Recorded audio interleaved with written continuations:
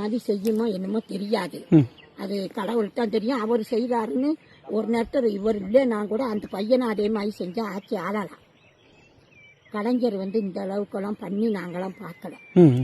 இவர் இவ்வளவு பண்றது எனக்கெல்லாம் ரொம்ப சந்தோஷம். பார்த்துட்டு அந்த செய்தி பார்த்தேன். ஒவ்வொரு இடத்துலயும் ஒவ்வொரு மக்களுக்கு கொடுக்கையில எனக்கு ரொம்ப சந்தோஷமா இருக்கு. அவர் என்ன நேரடியா பார்த்ததில்ல, டிவியில பாக்குறதோட எங்க இருந்தாலும் அவர் நல்லா இருக்கணும். அவர் கொடுத்த காசு 5000 ரூபாய் காசை நான் ஓம் சக்தி கோயிலுக்கு மாலை போட்டு போயிட்டு அந்த சாமி கிட்ட வேண்டிக்கிட்டேன், அவர் இன்னும் நல்லா இருக்கணும், அவருக்கு காசு நான் வண்டிக்கு கட்டி இருக்கிறேன் அப்படின்னு. சரிங்க பாட்டி, ரொம்ப சந்தோஷம். நான் எதிர்பார்க்கல. நானு இங்க எல்லாமே ஒரு மாதிரி ரெட்டலை அப்படிதான் பேசியிருந்தாங்களா, அந்த கட்சி மட்டும் அப்படி இல்ல. சரி, ஓகே, ரொம்ப சந்தோஷம் பாட்டி. எங்க ஊருக்குள்ளயும் இங்க மாறிட்டாங்க. ஏன்னா அவரு இவ்வளவுலாம் பண்றாரு அப்படின்ட்டு.